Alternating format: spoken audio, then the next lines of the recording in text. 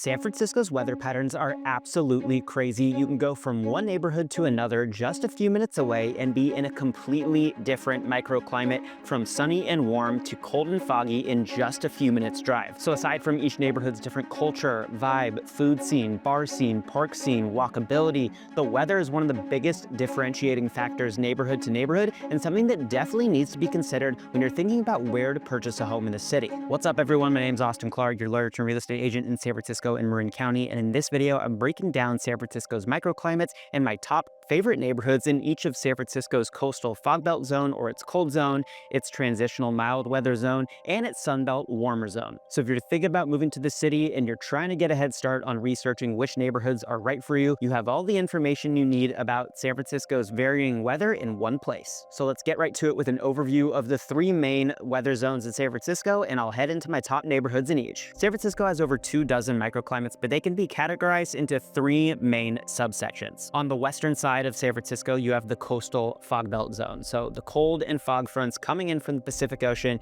basically create a marine layer around these neighborhoods, and you see general temperatures in the low 40s to the 50s pretty much year round, with exceptions. As you get further away from that fog zone, the fog starts to break toward the middle of San Francisco, which is where the transitional sort of mild weather zone is. You get temperatures ranging from the low 40s into the 60s pretty much year round, again with some exceptions. And then as you progress farther away from the ocean and head towards the east side of San Francisco, towards the San Francisco Bay, you get substantially warmer climates, average temperatures ranging from the 50s to the 70s pretty much year round. So now that you have that general breakdown with view of that map, I'm going to dive into my favorite neighborhoods in each of these three zones. Before I do, if you like videos about what it's like living in San Francisco, current events, new developments, and the real estate market there, definitely subscribe to my channel because I make videos about that stuff every single week. And if you're thinking of buying a home in the city and have concerns about the market or questions about which neighborhood is right for you, definitely reach out to me. I've lived in the Bay Area for over a decade, and I've helped numerous people relocate all across San Francisco. I'd be happy to be a resource for you. I'll put my contact info in the description below.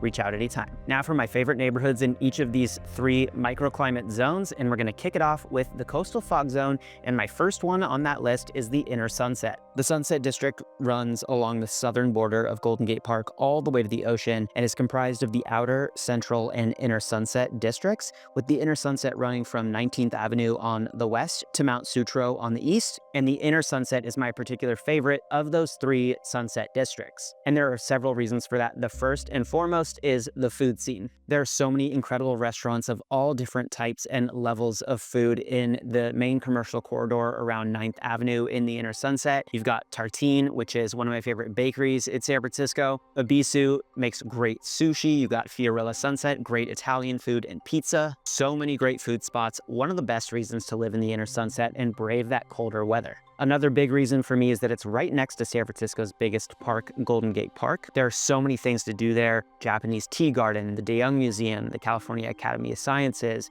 picnic areas, disc golf, regular golf, baseball fields, you name it, the park has it. It's also right next to Mount Sutro, which is a 60-acre open space preserve with incredible views of San Francisco. The area is also mostly flat, especially around that main commercial corridor, so very walkable to get to, all those great restaurants in the area. Next on my list of favorite neighborhoods in that cold weather zone is West Portal. West Portal is a really small part of San Francisco, immediately east of 19th, south of Taraval, and north of Portola Drive, and it's definitely more hilly on certain streets than the Inner Sunset, so not quite as easy to walk around, but still an incredible neighborhood, and it is walkable if you're not going long distances. The architecture in West Portal is beautiful. You have a ton of century-old homes. A lot of them are detached from your neighbors. Some of them are more Mediterranean feeling. You've got a lot of Marina style homes there as well, and a mix of Tudors and Victorians too. It's one of the quieter and more residential feeling neighborhoods in all of San Francisco, but it also has a growing restaurant scene, in particular along the commercial corridor on West Portal Avenue. One of the hardest restaurants in San Francisco to get into right now is Elena's, which is a Mexican food spot in West Portal. They've got a Little Original Joe's there, which is sister restaurant to Elena's, a great grab and go place.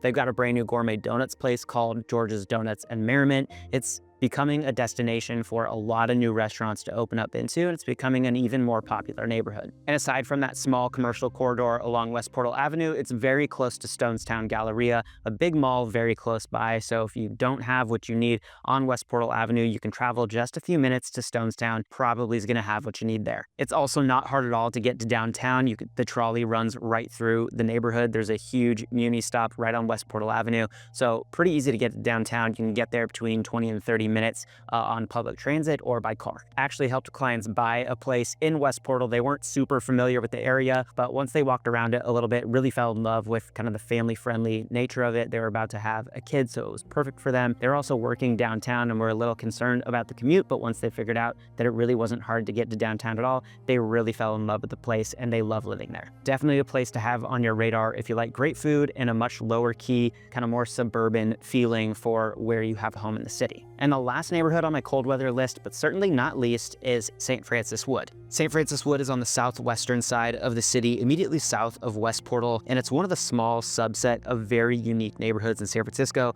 called residence parks. These are 8 master plan communities in San Francisco that were designed over a century ago to live like suburban park-like environments in an otherwise major metropolitan area. There are several throughout San Francisco: Jordan Park, Sea Cliff, Balboa Terrace, Ingleside Terrace, Presidio Terrace, many of them throughout the city, and a lot of them share similar characteristics to each other that make them unique from other neighborhoods in San Francisco. First and foremost, the homes are detached from their neighbors. So you have, true side yards, light coming in from all sides of the house, windows on all sides of the house. So incredible natural light, and you're not like sharing a wall with your neighbor, so you have a little bit more privacy. These also have true front yard setbacks. So you have real driveways. The homes aren't built right up to the street. So you can have, the real driveways, real front yards, have nice landscaping. Really makes it feel a lot more like living in a suburb than in a really busy big city. The architecture here also arguably San Francisco's best, a great mix of Spanish, colonial, Tudor architecture, some of them built by powerhouse historic architects like Julia Morgan and William Merchant. If you don't know them, Google them. The neighborhood is actually so beautiful that it was placed on the National Register of Historic Places just a few years ago. It is stunning just to walk around there. You'll be in awe of all the architecture there. The streets are also wider than your typical SF streets, up to 80 feet wide, so it's really easy to navigate there by car. You have actual sidewalks, so you can walk around there, walk your pets, go on jogs. Really great place to live. Definitely more suburban feeling, even more so than West Portal. But there are some downsides to living there. Aside from the weather, obviously it is in that colder zone,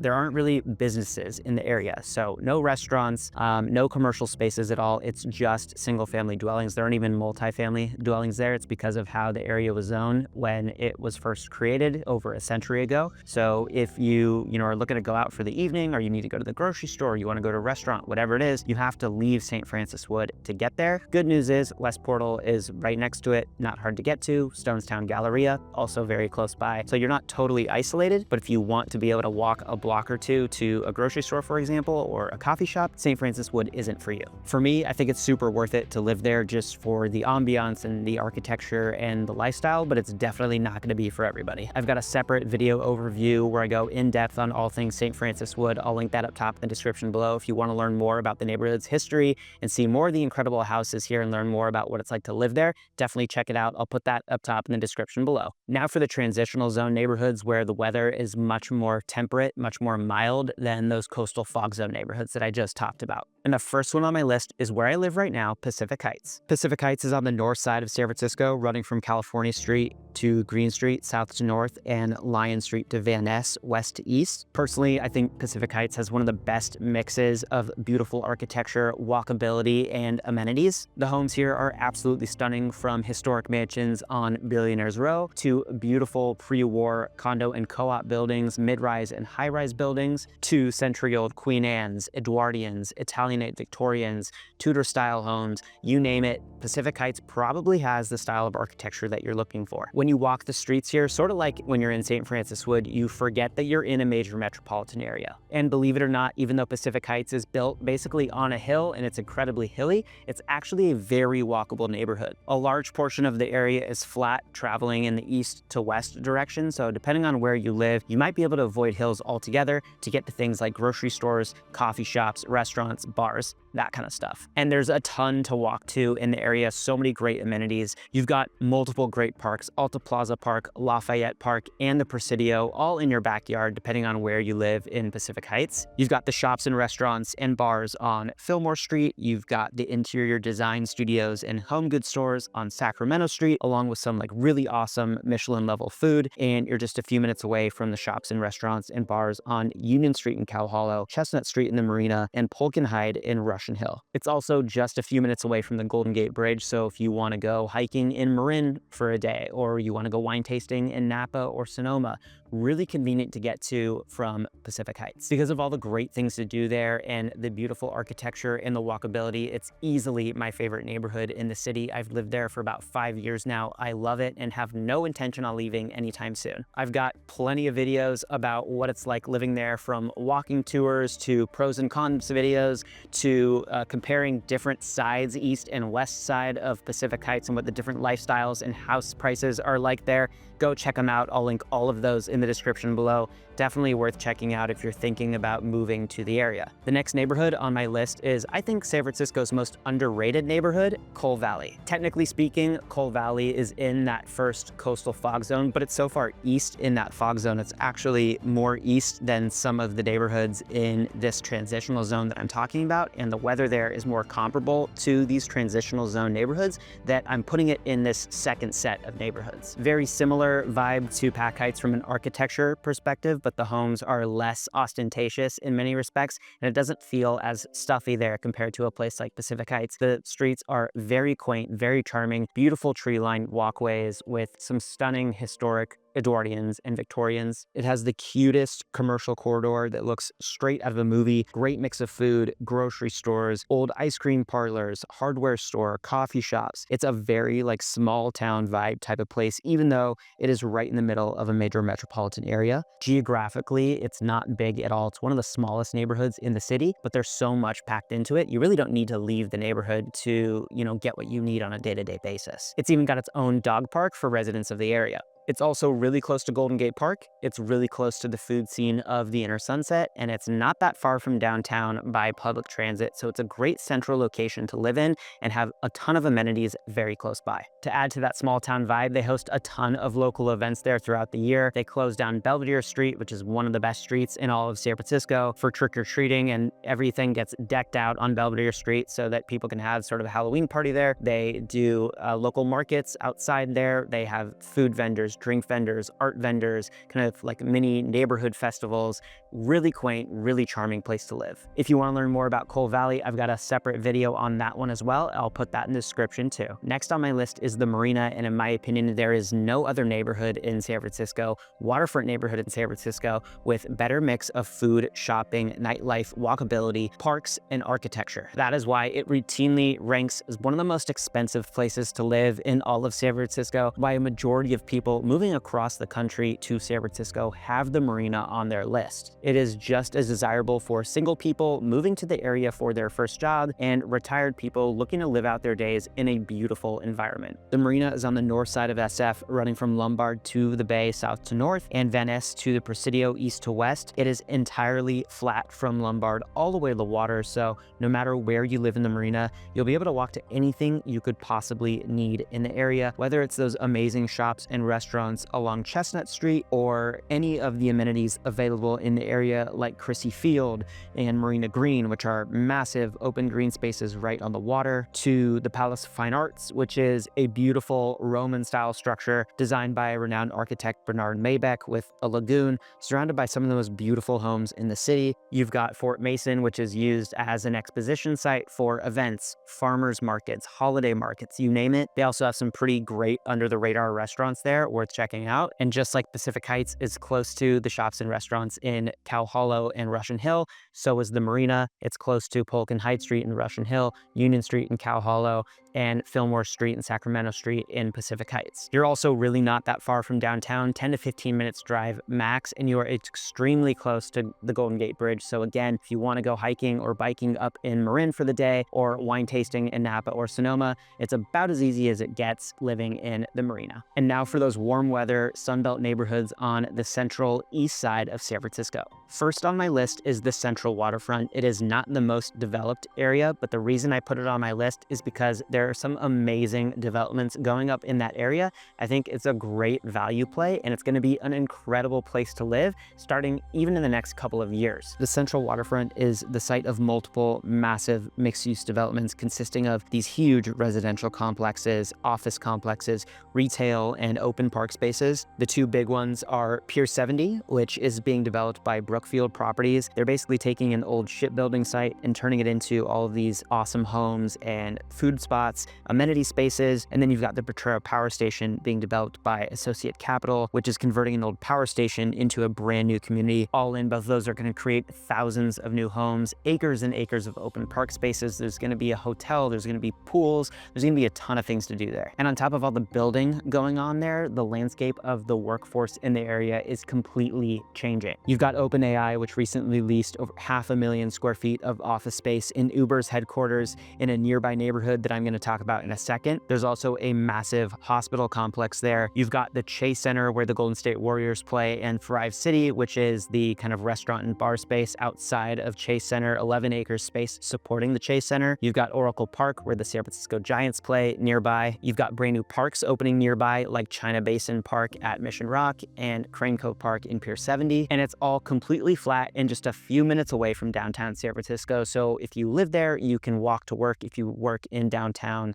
or in Soma. And because it's on that Sunbelt side, the weather there is absolutely amazing. Those cold and fog fronts from the Pacific Ocean don't really make it over to this east central side of San Francisco. So you've got generally better weather pretty much all year round, which makes that walkability actually usable. If you're thinking about what neighborhoods are likely to boom over the next several years, the Central Waterfront neighborhood with all these developments going on, all these awesome amenities, definitely needs to be on your radar. And I've got videos about the Potrero Power development, the Pier 70 development, and about the Central Waterfront more broadly. I'll link those up top in the description below. Definitely check them out because I think these developments are unlike anything else going on in San Francisco. Next on my list for warm weather neighborhoods is the Mission. Now, I don't think the Mission is the cleanest or necessarily the safest neighborhood. There are parts of the Mission that are very safe, very beautiful, very clean, but there are certain parts of the Mission, in particular near the BART stations, that I 100% would recommend staying away from. But the gorgeous parts are beautiful. They're beautiful, walkable, tree-lined streets. Some of them in the hillier parts of the Mission above Dolores Park, which is one of the best parks in the city, have some of the best views you can get of downtown from any neighborhood in San Francisco. Dolores Park itself is stunning. It was recently renovated, so you have like brand new tennis courts, basketball courts, children's play areas. There are a ton of events that go on, and the weather there is awesome, so it's a great place to lounge around, especially during those warmer months in the late summer and early fall. The biggest reason to live in the Mission, in my view, is the food scene. I think it has hands down the best food scene of any neighborhood in San Francisco from a variety of food standpoint, ethnically, culturally, to like the level of food that you can get, from incredible street food all the way to multiple Michelin star restaurants. I can't think of another neighborhood in the city where you are this close to so many different options at all times, no matter where you live in the neighborhood. Same thing with nightlife. One of the best bar scenes, nightlife scenes in the city. Things tend to stay open a little bit later in this area because it is such a popular kind of nightlife area. And I think it's unmatched anywhere else in San Francisco, from elevated cocktail bars to more divey bars and nightclubs. So whether you're looking to have a great time, like a party scene, or you're just looking to have a chill cocktail at like an elevated space, you can find that in the Mission. It's also really close to the Castro, which has, itself a great food and bar scene. So you're next to a ton of great things, not just in the Mission itself. It's also very easy to get to downtown from the Mission. So if you have to commute downtown for work, the Mission's an easy place to live. The last neighborhood on my list in these warm weather zones I want to talk about is Mission Bay. For all the same reasons I think the Central Waterfront is great. The waterfront living, the walkability, the proximity to downtown and Soma, being close to Chase Center, Thrive City, Oracle Park, all of that applies to Mission Bay as well. Mission Bay is one of the hottest neighborhoods, and I don't just mean from a weather perspective, I mean from a migration perspective, and in particular from a commercial standpoint. The most office leasing in the city is happening right now in Mission Bay. It's where OpenAI leased its massive headquarters, and there are a ton of other new businesses coming to the area and new workers coming to that area that are working at those businesses. And that's only going to intensify as more companies, including ones who are already there, call workers back to the office. So if you're looking to be surrounded by entrepreneurs, young professionals relocating to the city for,